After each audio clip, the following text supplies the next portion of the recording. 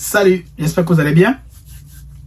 Alors, aujourd'hui, je vais vous parler de quelque chose de très important. Alors, ça c'est pour ceux-là qui arrivent tout récemment au Canada, ou bien pour ceux-là qui sont entrés au niveau du Canada avec un permis de travail, ou bien même encore pour ceux-là qui ont terminé les études et qui se sont lancés dans un emploi, service, il y a des choses comme ça. Vous devez savoir que quand vous êtes venu au Canada, ou bien quand vous venez étudier au Canada, vous dépensez des millions. Le Canada a des emplois qui veulent combler. Donc, pour toi qui veux la résidence permanente tout simplement au niveau du Canada, ce que tu dois savoir, c'est que tu dois absolument commencer à préparer ton intégration professionnelle dès lors que tu es assis sur les bancs. Ça veut dire dès lors que tu arrives au Canada et que tu commences déjà ton programme d'études, commence déjà à chercher exactement quels sont les emplois en grosse demande de ma province. Ne venez pas ici parce que vous avez choisi un programme et puis vous demandez est-ce que le métier est en demande dans la province? Non. C'est à toi de faire la recherche et de savoir si le métier est en grosse demande dans la province là.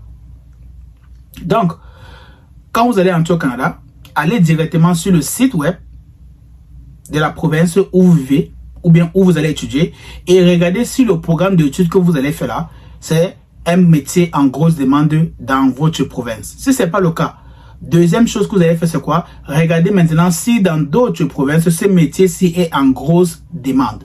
Si vous trouvez qu'il y a une province auquel le programme d'études que vous faites là est en grosse demande là-bas, dans la province là, alors dès lors que vous allez terminer votre programme d'études, commencez à chercher un emploi dans la province là.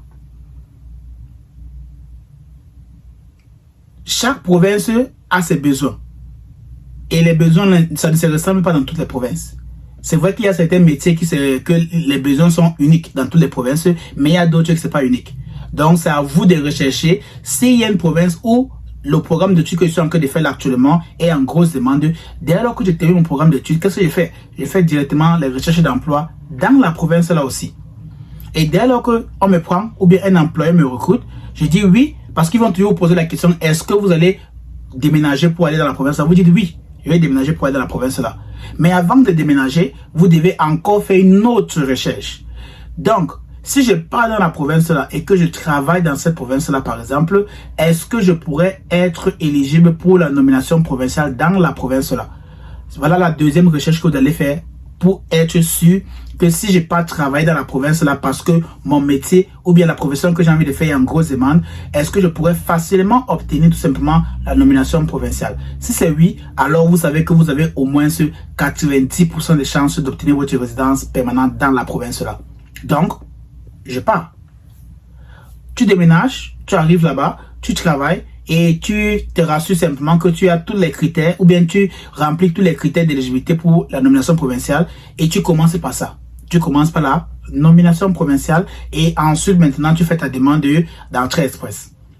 Le temps que ça va prendre, tu sais que c'est bon pour toi.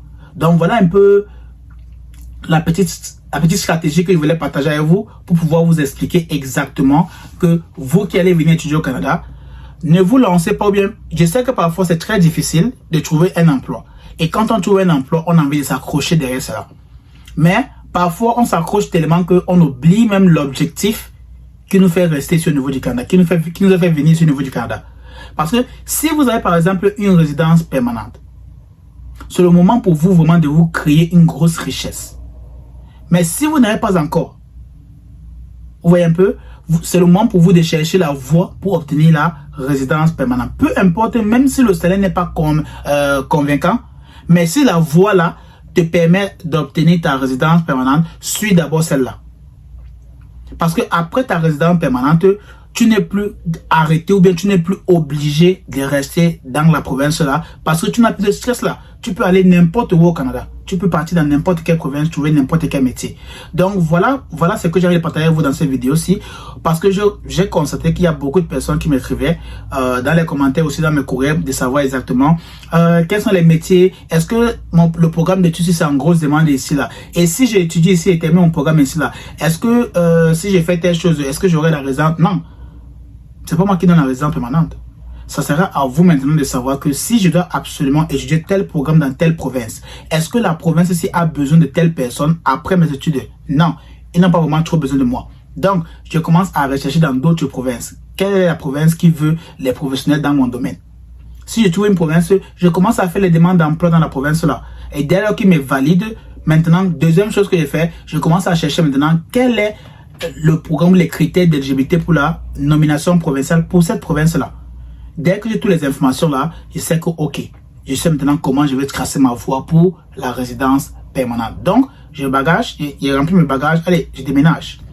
Mais si je constate par exemple que la province où je pars là, pour obtenir la nomination provinciale, c'est difficile, ou bien mon métier ne me permet pas d'obtenir la nomination provinciale, c'est là où je vais commencer à réfléchir pour dire, bon, écoute, si je prends le risque que je pars là-bas, ça veut dire que je vais partir là-bas et dépenser 3 ans ou 2 ans ou 1 an, et ensuite, je n'aurai rien en retour. Parce que c'est ce que vous devez comprendre. Quand vous terminez vos études, après avoir fait 2 ans, vous avez seulement 3 ans de permis de travail, post-diplôme. Ça veut dire si 1 an quitte dessus, il te reste 2 ans. Est-ce que tu auras une résidence permanente en 2 ans? Je doute fort.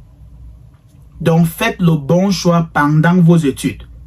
C'est pendant vos études que vous devez commencer à tracer la voie là. C'est pendant vos études que vous devez commencer à arranger. Parce que j'ai dit, beaucoup de personnes viennent au Canada, parfois même à 18 ans, parfois à 19 ans, ils n'ont pas une expérience de la vie, ils n'ont pas une expérience même de l'employabilité. Ils n'ont absolument rien, ils sont juste à découvert.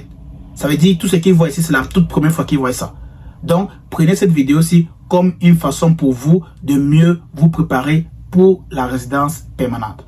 Donc, quand vous allez venir au Canada, pendant vos études, commencez déjà à faire les recherches. Quelle est la province ou bien quelles sont ces provinces-là auxquelles mon métier, ce que je suis en train d'étudier là, le métier là, la profession là est en grosse demande. Dès que vous avez les provinces-là, commencez à les noter tout simplement. Ensuite, recherchez maintenant par province quels sont les critères d'éligibilité pour les nominations provinciales pour ces provinces-là. Dès lors que vous trouvez, à partir de là maintenant, vous pouvez déjà identifier les 2 ou les 3 provinces auxquelles, si vous trouvez un emploi, vous êtes obligé de partir. Et c'est seulement comme ça maintenant que vous voyez que, oui, votre résidence permanente ne souffre de rien. Donc, prenez ça comme un conseil. C'est pas une vidéo, genre vidéo comme je fais d'habitude pour donner les informations. Non, prenez ceci comme un conseil.